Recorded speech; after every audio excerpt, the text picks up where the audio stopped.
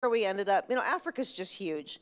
So you've got to, and I felt like we saw a lot and did so much, but we only saw these two countries and only a few days in each one. So, but we narrowed it down. Went to Kenya, Tanzania, Amboseli, Masai Mara, Serengeti, Ngorongoro Crater National Parks and Reserve, and we also wanted to go to Lake Victoria and Kilimanjaro.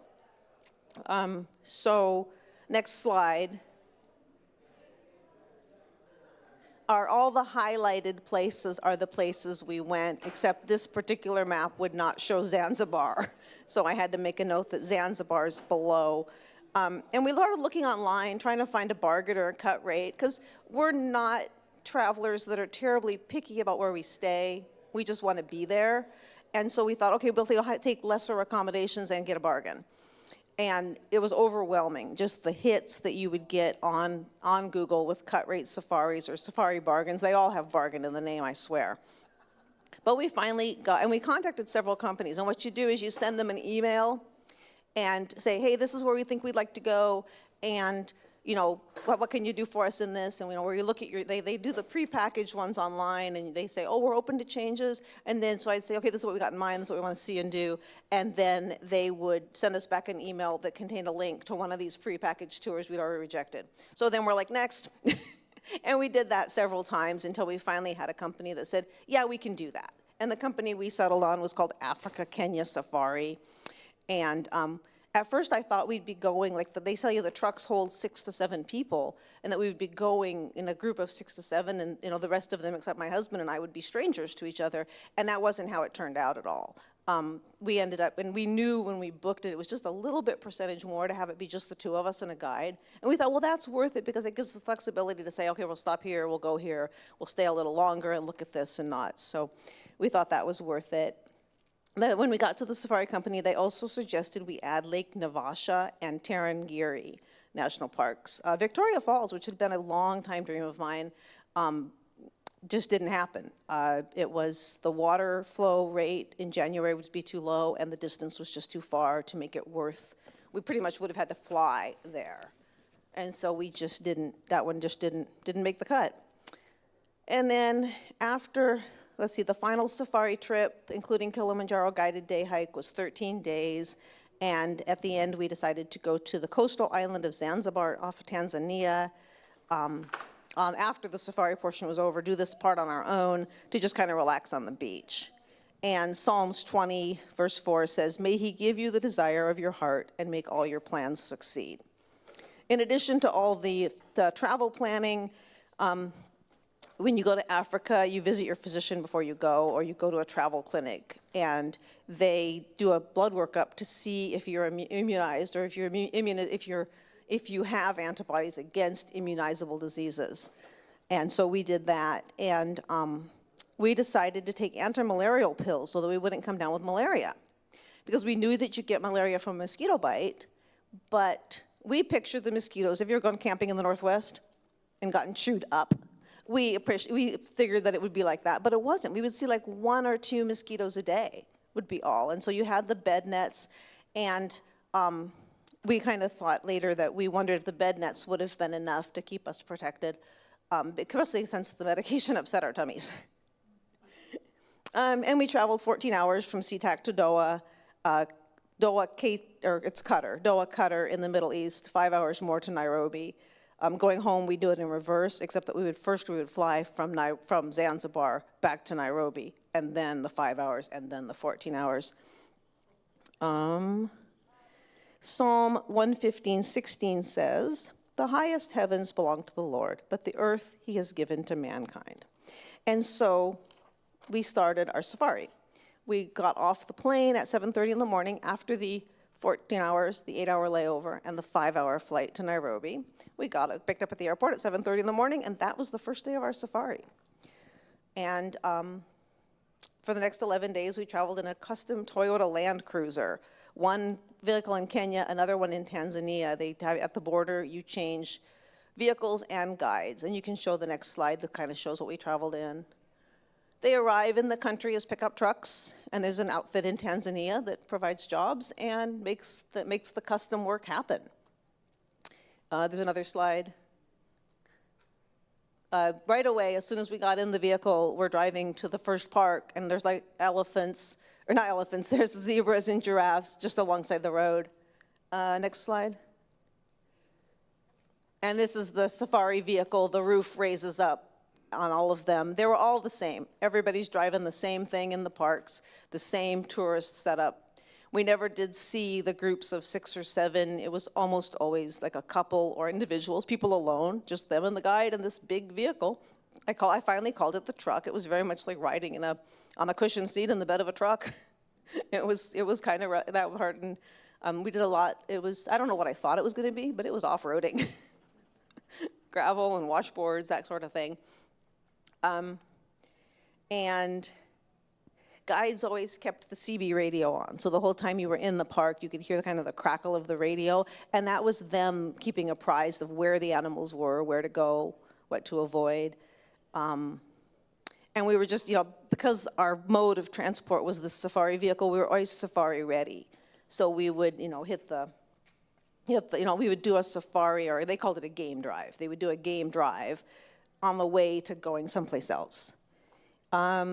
So the first park we went to was Amboseli, and they are known for elephants, and the elephants at Amboseli move in a daily pattern to beat the heat. They go into the swamp where the grass is nice and tender and soft, and the water provides cooling.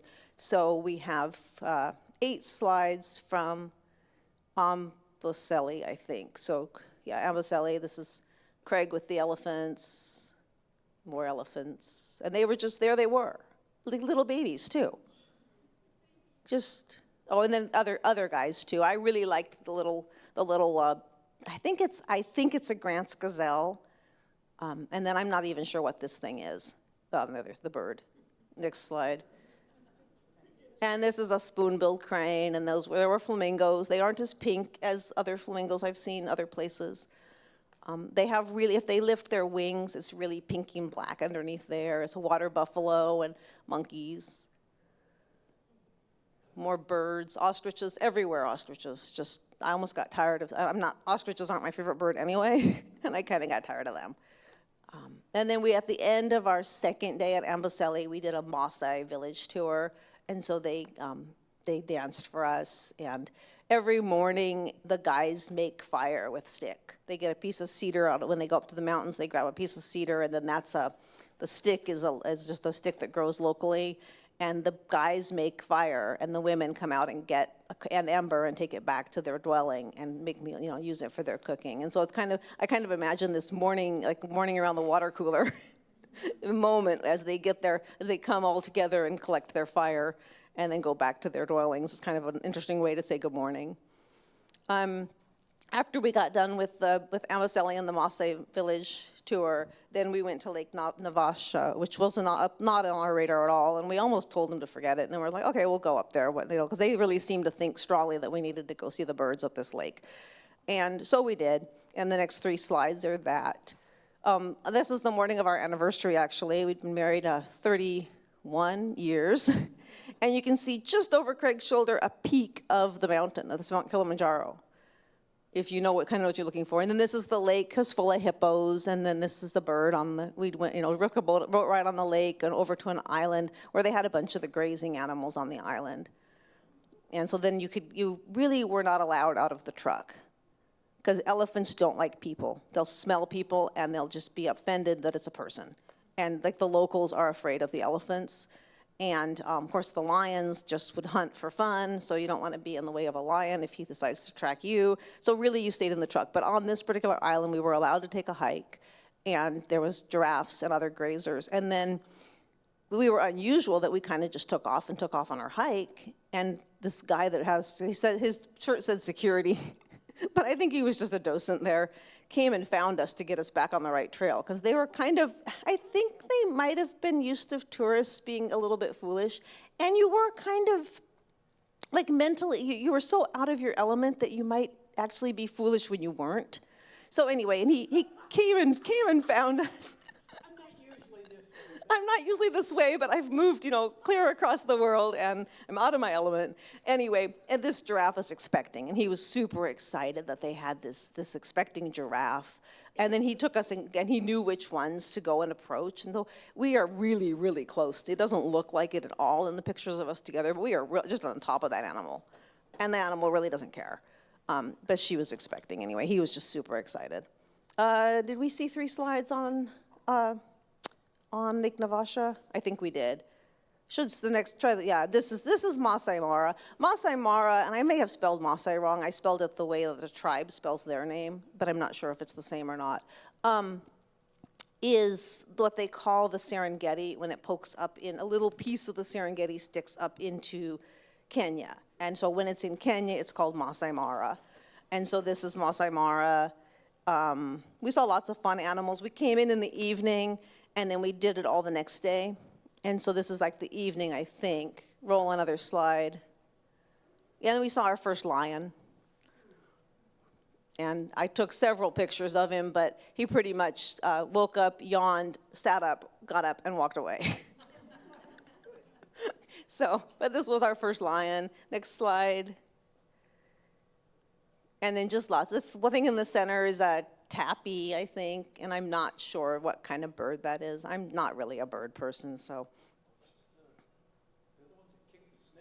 Is it? It might have been. I thought the secretary bird had like the funky thing going on, but maybe it's a female secretary. I don't know.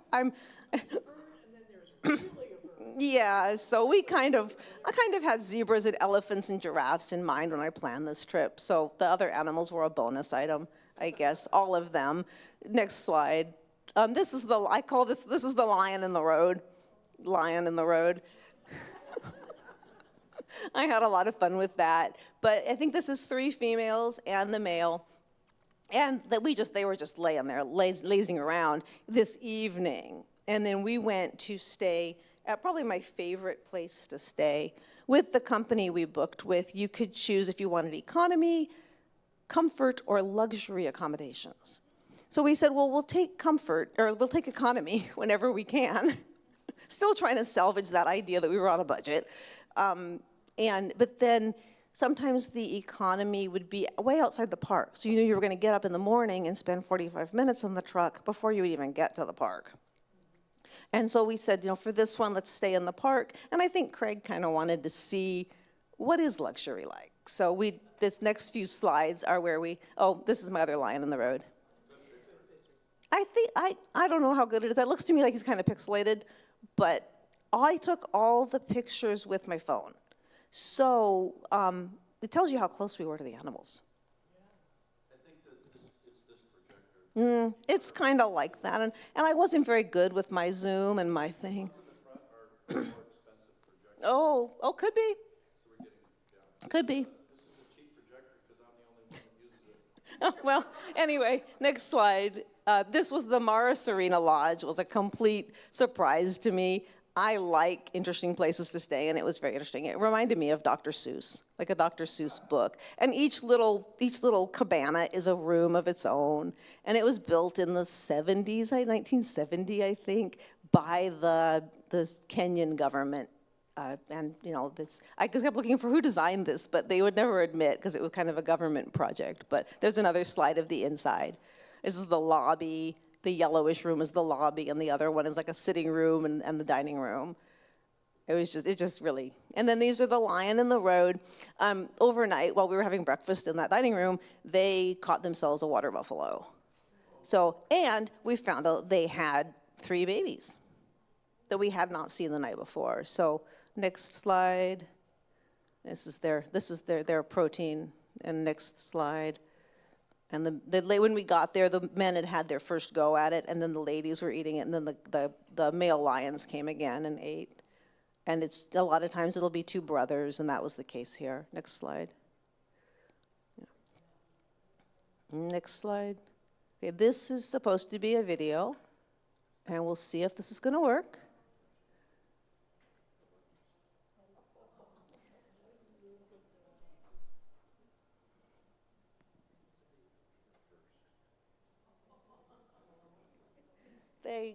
The guide said he'd been to this park and he thought they were about a month old, based on he'd seen the female carrying them. And so it was total adorableness.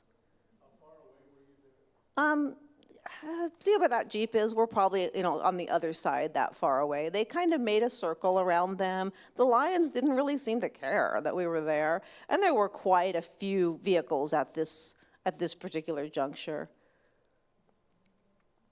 So when you're at your hotel or whatever that was there, they have to tell you, like, you don't go for walks. The hotel didn't, you don't go for walks, you just don't. But that particular place didn't tell. I mean, we could walk from our rooms to like the dining room, and of course the way they run it, it's always all inclusive. So you're having your meals, breakfast, they give you a box lunch every day, and you have breakfast and dinner at the thing, and so that's kind of part of the expense of the trip. But where else would you get anything? It's really limited. We kind of thought, oh, we'll try ethnic foods and this and that. We tried what we were given most days. It was this is what you're having. And so that was kind of one of the things. And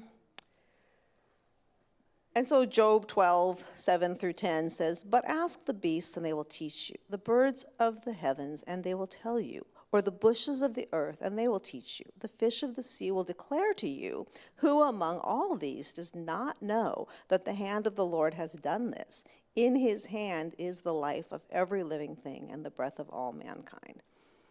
And so we spent that whole day with the lions. I don't know if there's another video after there's 3 more slides after the video. So another one with the mother and 2 of the cubs. And then this little, I forget the name of this lizard, but he was kind of Technicolor bright, so kind of pretty. And then we went to, this giraffe was in the road, and he did not care. They started driving around him. We drove around him. This is, we had been over there, and this is the back of the vehicle, and he did not care that we were in the road with him, and this is where he was standing, and that's what he's going to do. And there might be another slide. Oh, this is the sunrise. The next morning we got up and left, and I got up at sunrise, and so this was kind of the sunrise, and a couple of pictures of a little hyena that we saw. And is there one more? Oh, and then just some elephants in the morning. And you're so close. They don't seem to mind as long as you stay in your little metal box where you belong. There you are. And then this is the early morning, and we're on our way to Tanzania. At this point, we're done with Kenya. We're on our way to Tanzania, and this was kind of we had quite a day. We left at sunrise, so we should have been golden, but the road was washed out. So they were cutting it up with a power saw, and we thought, okay, we're going to be able to cross here when they get it cut up. We'll ford the river with this truck, and it'll be all good. And our guide, they wanted to charge our guide a toll, and they wanted to walk by the bumper and make sure that he didn't drive where he shouldn't. And he called foul on the whole thing. And we were never quite sure if it was foul on them guiding him or the fact that they wanted to charge to do it. But he called foul on the whole thing, snapped it up, said, "Load up, we're out of here." And we left in a huff. And we're and one of the things was, although everyone speaks English, most of them, the guides communicate with each other. The locals all talk in Swahili. So if you don't know Swahili, at times like that, you're excluded and you don't know what's going on. And it's just the way it is. And so anyway, we left, and he did get lost on his way to find an alternate route to the border, and we had to be at the particular border crossing because the Tanzanian guide was coming. Wouldn't have mattered how lost we got because the Tanzanian guide was late by 2 hours. So we sat at the border for 2 hours, and nothing could proceed at the border as far as transferring us from one country to another till we had our new guide. We weren't going anywhere. So we just sat there, and then we could start border proceedings. And so anyway, we went up to Lake Victoria, which should be our next 3 slides. And we got there quite late. This is just the last vestiges of the sunset. And Lake Victoria is huge. I think it's the 2nd largest lake in the world. And this is a tiny little piece hanging off the end of it called the Spoke Gulf. And so it's not even really the lake proper, but it's a huge lake. And then there's another. And then we went, the next morning, we got dropped off at this fishing village. And it was kind of surreal right from the moment we arrived. We are the only vehicle in town. we've taken our big old safari truck, driven down a dirt road to end up here. We are it. We are the only, the rest of them are living from, hand to mouth, from the lake to the fish. They fish at night, go out at night with rechargeable battery flashlight things that sit on little floats and cast their nets into the water out of wooden boats. And then in the morning, they have a fish market and sell their wares. Little fish, big fish. This is the favorite fish, and he says that the school children will say, what did you have for dinner for last night? And they'll say, we had the good fish. We had, I think it was tilapia, but I could be wrong. It was something I'd heard of. The English word was something I'd heard of. And so they had, anyway, that was the good fish. And there's another slide from here. Yeah, this is us on the wooden boats lined up on the shore, and there were many more of them. And then this is us on the ride, and behind us is the boat motor. And they sang to us. They have a little song in Tanzania that's kind of a welcome song and a celebration of Tanzania song that they sing everywhere. And they sang that for us as we paddled the last few feet into shore. So they're singing here and paddling our boat. And then next slide is to get to Serengeti, the big name, the one that everybody knows. And next slide. And of course, we're still seeing the grazers, and this is a little pile of goslings. And we saw a baby giraffe, which was super exciting. And the next slide. Okay, so this was the tented camp. This was where you didn't leave without an escort. They wanted you in that tent. They had a restroom, toilet sink. They had a vanity and a shower and a toilet in this tent, all in separate spaces, and you were supposed to stay in there after dark. You could be out during the daytime, but still, I don't think they would have I didn't get the feeling that I could go for a 3-miler. I got the feeling that I was, if I wanted to be out of my tent during daylight, that was all well and good. I could walk to the dining hall. I could walk maybe down the row of tents and back, and we didn't even try it. Next slide. Our tent is the first one on the left there, and probably in the lower left corner of the slide is the corner of the dining hall. We were right there. And next slide. And so this is the dining hall, so the corner, the corner now in the lower right is the corner that's facing our tent. And that little open space of yard you saw there one night, we're sitting here after dark eating dinner, and here comes the lioness, just walks right through camp.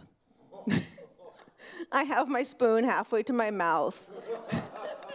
And there it stayed, and she just strolled through. The guides kind of took their flashlights and strobed them at her, kind of telling her, stay away, you don't want to mess with this flashing light, this strangeness, this oddity. But, and we really liked this particular tented camp. We had another one that we didn't like as well, but we kind of liked the tented camp. It was luxurious, it was nice, we had no complaints there. And then I think Serengeti again, next slide. Yeah, so we spent the whole day in between at the Serengeti. I think there's 9 slides. And this was the time the lions got so close I could hardly photograph them. They're swirling around the Jeep. This is like, we counted like 16, 17, 18 of them. And of course, only the one male. And then of course, giraffes. Giraffes are an ongoing thing everywhere. Did it make you nervous that the vehicle was open? Our vehicle wasn't very open. It was the top would pop up, and we had like little sliding windows, like maybe an old RV would have, just the windows that slid open. But there were some vehicles that were very open. They did not have a roof that lifted up, but they were like, kind of like the whole side and the front was all cut away. The windshield folded down, and they just sat there in stadium seating. And they didn't stand up, and because we would ride sometimes standing up, looking out the little thing, and I couldn't. The way the rail was organized was 5 feet off, so my eyes would hit that rail that was kind of carved with the rhinoceroses and stuff. So I would have to literally stand on the seat to see what I wanted to see. And there was lots of baboons, and then and the elephants, just really healthy population, just a lot of them, and a lot of and then, they think they're getting little, and then they get really tiny. And so that was kind of fun. Next slide. And hippopotamus pile. Hippopotamuses, we were told at the lake that they're like in groups of 8 to 10. but we saw a lot larger groups. But hippopotamus is actually the animal that kills the most people and the one they're the most afraid of. A deadly herbivore that just has a cranky disposition and very territorial, so steer clear. They sleep all day in the water, body of water, and then at night they get out and feed. And you don't want to be there when they get out and, stay home. Don't do it. Just don't do it. Was the impression we got from them. Next slide. The baby monkey was kind of fun, and monkeys everywhere. This is the type of monkey that tried to take our lunchbox one day. Smart enough to know that the good things come in white boxes, and we had to fight back. And we finally, Craig said he gave him a little bonk with the water bottle to no avail. And Craig carries a steel, like one of those insulated steel water bottles. And finally he said, I just hauled off and whacked him. And he gave up after that. Next slide. This is I always forget, Hayak, and it's kind of blurry, but there was little animals too. And next slide. And this is our one and only cheetah. We never did see a leopard, but we did see this one cheetah. And I think I have a second, no, I think I had the one shot of the one cheetah when I got to digging through it. This was a moth that was laying by the tent one morning when I got up. It's about 4 inches across. And another hyena and another, I kept getting the grazers confused. So whatever that grazer is over there is one of the grazer friends, some kind of an antelope and there's so many different names, pardon? Gazelle, and then there was an ibex too. It could be an ibex. Anyway, next slide. This is probably our favorite spot, the Ngorongoro crater. It was the rainy season, so it was super, super green, and then just a lot of animal life, and it was kind of just copacetic. We had kind of a cloudy, overcast day, so I think the animals were more active. So I think I've got, 9 slides from here. So you can just roll through them. Able to get super close. Pelicans and flamingos. Just kind of like 70s, 80s. It got really hot when we got to Zanzibar. It was hot in Zanzibar, but this was just kind of short sleeve weather. We were comfortable in a t-shirt and pants. This is the wildebeest, and there's warthogs behind the first row of wildebeest. Which is actually my only picture of warthogs. We saw them quite a bit, but they always seem to be rushing off. I mean, they're in a hurry to go somewhere on wildebeest business. The wildebeest kind of drives the whole, when you get down to the Ngorongoro crater and the lower half of Serengeti, the wildebeest kind of drives everything because there's just so many of them. So when they, wherever they are, wherever they're migrating, they're kind of ruling the roost as far as just sheer numbers. Next slide. Yeah, this person had bird trouble in their car, and I thought it was funny. And the birds were kind of pretty, bright yellow. And this was we found a hippo in the Ngorongoro crater. We found a hippo out of the water, and he was after several shots, he was able to give me the open mouth hippo thing. So like my one photo victory. This was the baboons in the road, and then this is the overlook of the crater. And I think that might, and then this is Tarangire. Tarangire was one that the tour group added. We probably could have lived without it, but it had these big, the trees from the Disneyland tree, is what I call it. These baobab Disneyland trees. And we wanted to get out and find like a specimen in the park and be by a big one. And he's like, no, you're not getting out here. You're not getting out of the metal box in this park at this time. And so we had to take our pictures by this one by the gate, which was kind of a lesser specimen, I thought, but you got to do what you got to do. And then I think there's 9 or 6 pictures here. And I forget what this thing was, but it was some wild animal. And we had, we are still getting this deep in the trip and seeing new things, seeing animals we haven't seen. That was an owl. He was supposed to be sleeping, but he was out during the day. Ostrich roadblock. Those are sausage fruits. And he said that they were only good for the baboons like them, but humans didn't eat them. But I think I heard later that if you get enough sugar and seasoning on it, you can eat it. Or sometimes they serve it like at the market in little bags of candied sausage fruits. So I did not get to try them. More elephants, and just always, super close. We'd come upon them and they'd be there just a few feet off the road. And these ones, the area, Tarangire, has really, really red earth, red dirt. So these elephants kind of look like the rare red elephants, but they're just covered in the red dirt. And this park was getting warmer. This was kind of a warm day. Jackal, we hadn't seen a jackal yet, or hadn't photographed one at least. And so, at the tail end, we get a jackal. And this is a saddle-billed stork. I think it was a favorite of our guide, because he must have told us about those dozens of times. That was a little bird that we got set up in our next tented camp, and that was a little bird that just kind of showed up. I don't think I included the picture of that tented camp. Is that the Disney bird? The hornbill? Might be. This was our second truck. Our Tanzanian guide was a great guide, but his truck needed work. It was kind of, we were, by the end of it, we were just kind of where you kind of just hunker down and hope she makes it. It kind of curtailed some of our off-roading. You do a lot of off-roading. I think I mentioned before. It was kind of, I don't know what I thought I expected, but it was a lot of off-roading. And so like his front tires were not a match, and what was it? It was just kind of this laundry list of things. He was late to pick us up at the border because one of the leaf springs went out.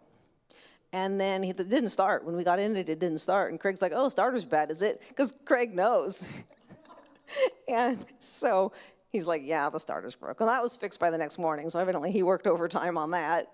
And then we did have, they had a bearing repair at lunch the next day, and a lug snapped off. We could hear I thought I got a flat tire, but it was just flopping around back there. So they pulled over and tightened up the lug and tightened up the rest of them, and off we went. And the brake line had to be tied off because it was leaking fluid. There's another slide, I think. Yeah, this is a little Maasai boy. I didn't really feel comfortable taking pictures of the locals. I mean, they're just trying to do their thing and do their business and live their lives. And so, but he came over. I think he was shepherding cattle, and I think that's really boring business. And so he came over to watch us tighten our lug nuts, and he was just such a cutie. I guess they need drama in any form. So, and that's him, and that's our guide. His legs are sticking out from under our vehicle, tying off the brake line at this moment. There's the potty stop. Just hold on a minute while I fix this. So, but he was really a nice guy, so I really can't say, I mean, he was working overtime. Oh, this is, he wanted me to take this video of him doing some off-roading, and it was a really good example of kind of the thing that the things that we did. Hopefully it'll fly. It's kind of a fat one. He asked you to take a video? Yeah, he said, video this, and I had been videoing regularly because my son loves to off-road and stuff like that. I'm like, my son should be here eating this up, because I was just hanging on, trying to stay clean. And one time we did get stuck, and like chunks of mud flew in the hatch and the roof. He's putting there, and you don't have the audio, which is probably just as well, but because it's just a bunch of sound of, and they were kind of all backed up at this spot. Like I said, every vehicle looks just like the others, different paint colors. I've got my phone out the window, hoping I don't drop it. Every vehicle had a snorkel on it, and I think we didn't go through water that was that deep, but I'm thinking maybe with the dust, they alluded to the fact that when it's not the wet season, it's the dusty season, and so maybe that pushes more air into the engine if it's an air-cooled engine, or even a water-cooled engine that just needs air to function. Oh, are we buffering?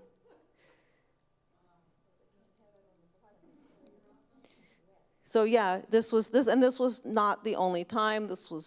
We got stuck one time, and we think it was maybe the bearing or the fact that the tires were a little bit bald that caused us to get stuck. And those safari vehicles kind of honed in. He put it out on the radio, and here they came with straps and expertise. And it was evidently it was some kind of cultural protocol that somebody else had to try to drive it also. So we'd have a guest driver for a minute, and they'd rock it back and forth to see if they could get it moving. And then they'd say several things in Swahili and and tie a toe strap on it.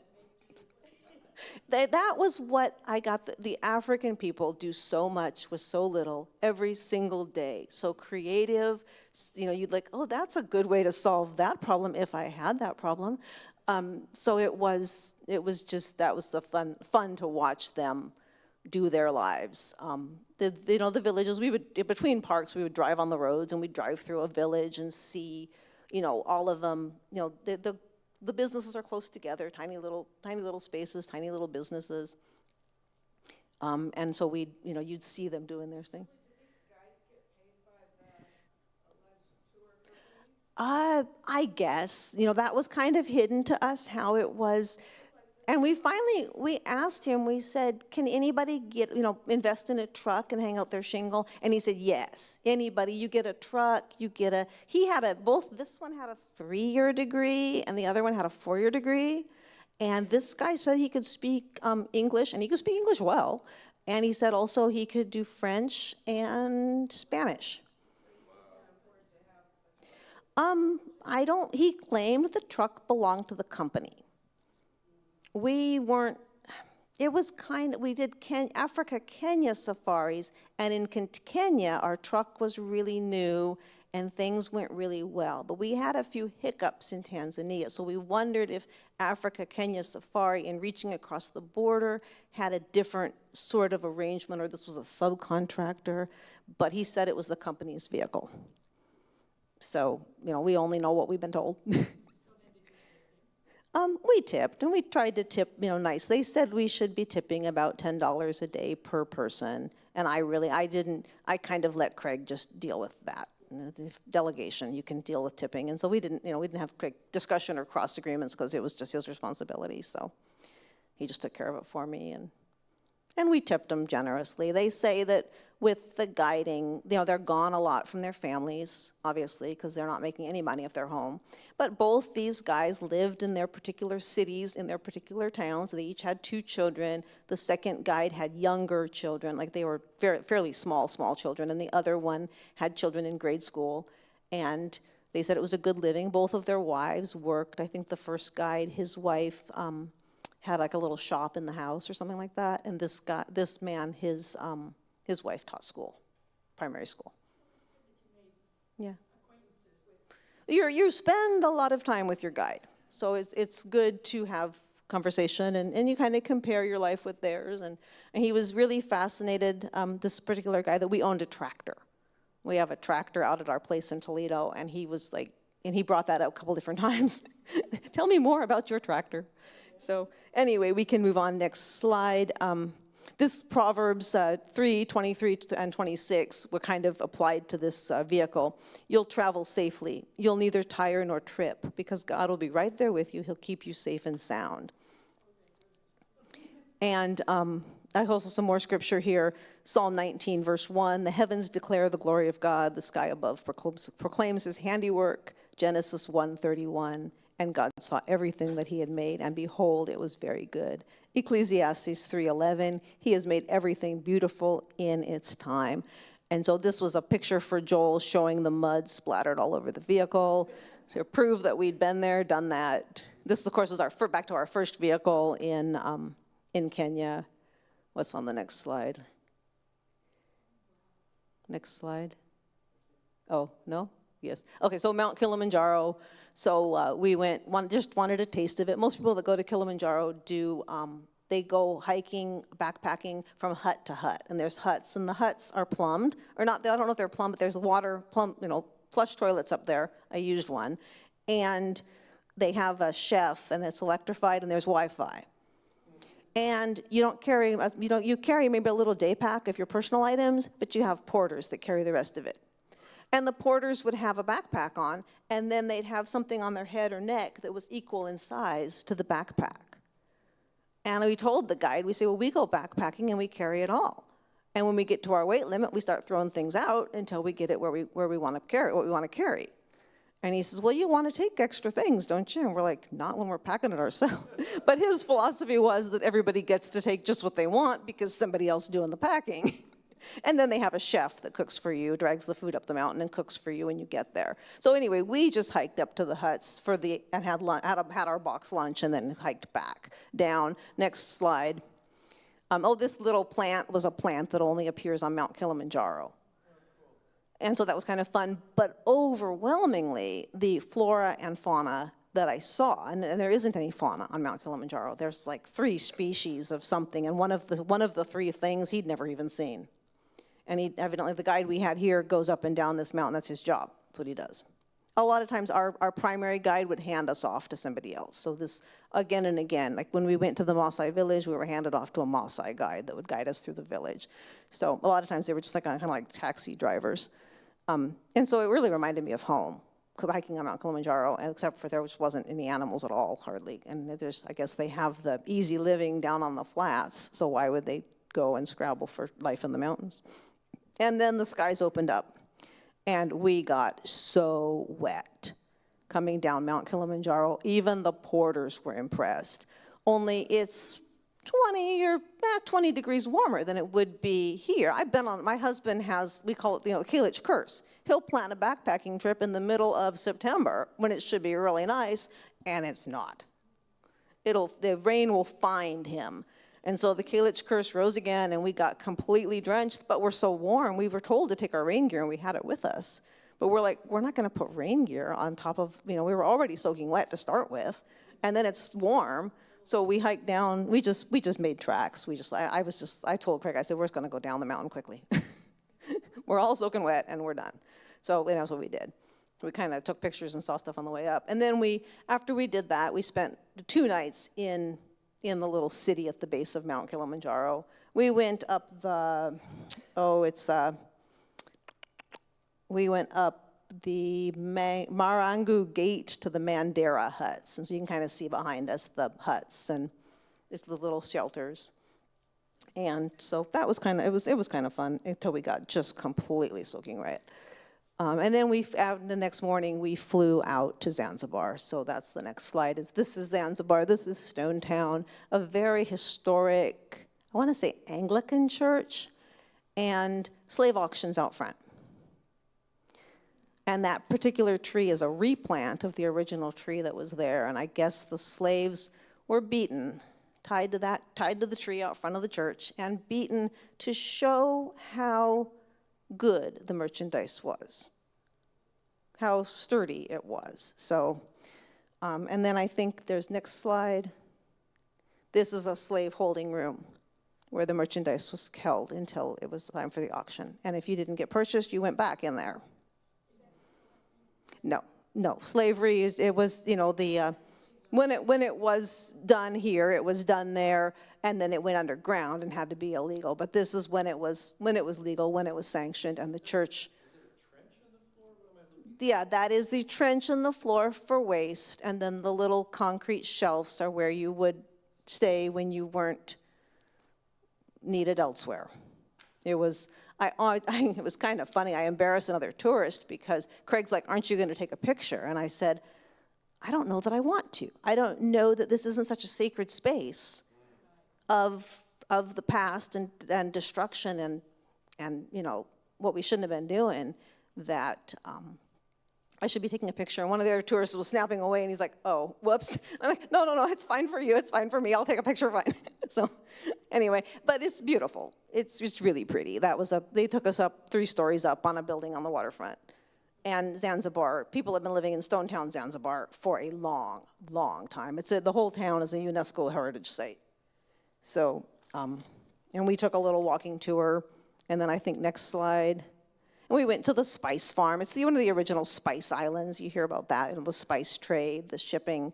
And that's a nutmeg. He's opening a nutmeg, and that little pieces of looks like red plastic are really in there.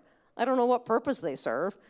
And then you'd pull that off of there, pull it out of the shell, and that's what you would grate, dry and grate. And then we went on the little tour, and the guide's assistant wove all these things while we were walking around looking at spices. Like, Craig's got a crown on, I've got a crown on, Craig's got a front piece, he's got a handbag and a bracelet. It was kind of campy for it. We could have lived without, and of course we had to tip the assistant for the gifts. Next slide. And then Craig we were going to be on our own for 3 nights on the coastal, in a little town on the coast in an Airbnb, and so we needed to get some groceries, and this is how it's done. So we told our guide we wanted to stop for fruit, and we pictured one fruit stand, and Craig listed off the fruits he was interested in, but no, you go to a different stand every time. The one in the middle center is the drive-up banana stand. The one on the left is where we got our vegetables, like the cucumber and the tomato and the onion that I wanted to make fried rice. The other side is, I believe, the watermelon stand. Not pictured is the stand where we bought pineapple. And the guide stopped we figured it was probably all of his friends. And there we did discover that we kind of thought, oh, Africa, souvenirs will be super cheap. Everything will be cheap. Once we get there and we buy our safari, everything else is it wasn't like that. They have a two-price system, one price for tourists and one price for locals. And so you pay the tourist price, and there's no denying that you're a tourist because of the color of your skin. All the locals have skin of a bittersweet chocolate bar. About what you'd pay at home. Bananas were a little cheaper, mangoes were in season, so they were 40 cents a piece. But pretty much, we felt like we got a bargain when we went to the grocery store. Next slide, maybe? That is the grocery store. Craig is approaching the service window of the grocery store. We'd have never found it on our own. It was on Google Maps. I was game, but our person that oriented us to the house we'd rented walked us to the grocery store, and we did feel like the prices we got there were a little bit of a bargain. I'm trying to remember. We bought a little jug of oil and a little bag of rice, like a kilo of rice and a handful of crackers or something, and we paid like $5 for the whole lot of it or something. No, actually, the window's there, and he had like the produce and the fresh goods in the window, and then there was a little door that's kind of behind that tree that we went inside, and we could pick out what we wanted. But there was one kind of oil and one kind of rice. And so, in a way, we picked up the bag of rice and took it home. But next slide. Oh, I'm sorry. Go back. We considered when we were going to go to Zanzibar. I guess for $9 you can take the train from Mount Kilimanjaro to the area of Zanzibar, and then you take the ferry from the mainland over to the island. The train ride cost $9. So we considered it. It runs twice a week, and we thought we could do that, but it took 15 hours, and then you still had to get the ferry, and it was a tight connection between where the train dropped you off and the ferry would come and take you and then you had to still get across the island to your place. We were staying on the other side. And so this was one of the things. This is a local transport, and the thing is, it's a pickup truck, or a straight truck, chock-a-block with people, and that evidently was the last passenger on. And he is riding down the highway, hanging on, evidently got his head in there visiting with his friends. Anyway, we did not use that mode of transportation. Next slide. This was the beach that was out front of our house. Low tide, it would go really, really low. You can barely see a little line of turquoise out there. That's the ocean. And then on high tide, it would come in and the beach would all but disappear. Another slide. And this was our little rented vacation house. That was a good deal. No denying. 3 nights for $140. It was fully equipped with everything we wanted, except the air conditioner, while present, the electrical grid could not support it. So we were hot, and it was kind of tucked back in the garden there, and that house could not catch a breeze. We opened every window, said mosquitoes be darned. We'd been taking our anti-malarials, and we're like, if we get bit, we get bit. And you just couldn't catch a breeze. It just was, anyway, then it came with this adorable cat. They had a lot of cats just roaming loose on the island, and they had orange toms and calicos. I didn't see like any black and white tuxedo type cats or anything like that. Next slide. And then we went, on the last day, on our way to the airport, we went snorkeling, and I pictured, the fiberglass boat that always comes for the snorkeling team, but it was a wooden boat, and they were all wooden. And we had a pretty good time just snorkeling around. The water is just crystal clear and blue. And I think that's it. And Proverbs 27:23 says, know well the condition of your flock and give attention to your herds. And so Psalm 37:3 says, trust in the Lord, do good, dwell in the lands, enjoy safe pasture. Cattle and sheep and goats are such a thing over there. As we drove the highways and byways, this is what we would see. And they usually weren't in the road. Yeah, and that's a motorcycle. My son has a motorcycle habit too. I was sending him pictures of motorbikes that are seriously overloaded. Right away, as soon as we hit the highway, I saw a motorbike with 3 people on it. And then I noticed the leg sticking out between the first and second person. There was some kind of a child squashed in there also. And then I saw right after, and riding along near them or beside them was 3 full-size, I think, acetylene gas tank canisters, piled up in a little pyramid on the back of the bike. We saw lumber and all sorts of things, the Sackcrete. And it's if you're lucky enough to have a motorbike, you can do a lucrative business giving people a ride. So a lot of times they'll be sitting, belly to back, and maybe it's not even somebody it's a fair.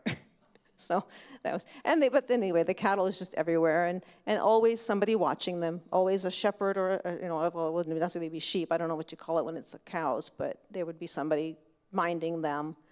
It was also corn season while we were there, so they'd have corn would be drying on the ground in front of their houses, and then the grinder, which was being hauled by motorcycle as well, would come and grind it up, and that was their year's supply of cornmeal. And one of our second guide said he really liked polenta, was one of his favorite dishes. I think that's, yeah, and this is just another picture of our first safari vehicle. Those little birds were considered a nuisance, but they were such a brilliant color of blue. And so we took some pictures of one. I think that's it. The safari was 13. We left on the 12th. We arrived on the 14th because you lose a day when you cross the date line. And so we started our safari on the 14th. That was 13 days, and then 3 or 4 days in Zanzibar. Yeah, we felt like we used, it was not a trip of sitting by the pool with, you were busy, and and your guide would tell you what time you were leaving, and your guide would tell you what time you were getting done, and you were there was a lot of times of just complete trust in the company and the process. The time that we got, we got done, literally pulled over onto the shoulder of the road and transferred us from the second safari vehicle into a minivan to go to Kilimanjaro, and literally by the side of the road. So hope these people can be trusted. But yeah. So I tried to keep it to half an hour, but I can see that it's almost been an hour, so sorry. Well, that's what they're used to. And I have a few things I brought back. I bought this little map shows the Serengeti at the wet time and Serengeti at the dry time. And I have some shillings from Kenya, shillings from Tanzania. Bought a little nativity, from. And this is the beach from Zanzibar. All the expensive souvenirs.